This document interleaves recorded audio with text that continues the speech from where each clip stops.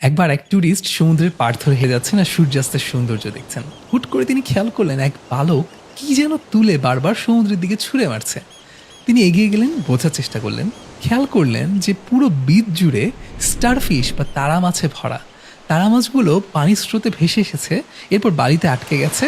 পানি আর আসছে না যেহেতু, সেটা আর পানিতে ফিরে যেতে পারছে না, এবং এরকম অসংখ্য তারা মাছ আটকে আছে যেগুলো আস্তে আস্তে আসলে পানির অভাবে মারা যাবে। ওই বালক যেটা চেষ্টা করছিল, একটা করে তারা মাছ তুলে পানিতে ফেলে দিয়ে ওই তারা মাছটাকে বাঁচানোর চেষ্টা করছিল। টুরিস্ট অবাক হলেন, জিজ্ঞেস করলেন, তুমি তো সারাদিন চেষ্টা করলেও ওই হাজার হাজার তারা মাছ পানিতে ফেরাতে পারবে না, কেন তাহলে চেষ্টা করছো? তখন সেই বালক কি উত্তর দিল জানেন? সে বলল, আমি যদি একটা তারা মাছও ফিরিয়ে দিতে পারি, জীবন বাঁচাতে পারি, সেটা তো সেই তারা মাছটার জন্য গুরুত্বপূর্ণ, তাই না? দেখুন, আমরা অনেক সময় আমাদের ছোট ছোট ভালো কাজকে তেমন একটা গুরুত্ব দেই না। হয়তো কাউকে একটা ছোট্ট উপদেশ দিতে পারতাম, একটু হেল্প করতে পারতাম, কিংবা হয়তো তাকে একটু হাসতে পারতাম। এগুলোকে আমরা তেমন গুরুত্বপূর্ণ কাজ মনে করি না।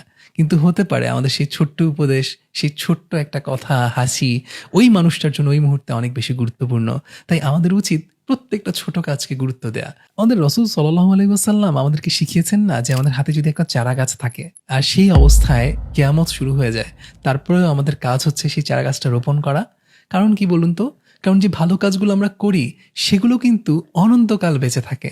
যে ছোট ছোট কাজগুলো আছে সেগুলোর ভ্যালু আসলে কোথায় কিভাবে এক্সপোনেনশিয়ালি বাড়বে, কোথায় গিয়ে কোন ইফেক্টটা পড়বে আমরা জানি না। তাই আমাদের কোনো কাজকে যেমন ছোট করে দেখা উচিত না, তেমনি কোনো পরিস্থিতিকেও এত খারাপ মনে না করা উচিত যে আমি হতাশ হয়ে কাজ করা বন্ধ করে দিব। বরং আমার কাজের ইফেক্ট যদি আমি দেখতে নাও পাই, যদি খুব ছোট হয় সেটার ইফেক্ট, তারপরেও আমাদের সেই কাজগুলো কন্টিনিউ করতে থাকা উচিত। এবং অসংখ্য মানুষ যখন সেভাবে ছোট ছোট কাজ করতে থাকে, তখন সেটার যে বিশাল ইফেক্ট হয় সেটা কিন্তু আমরা আগে থেকে আন্দাজ করতে পারি না।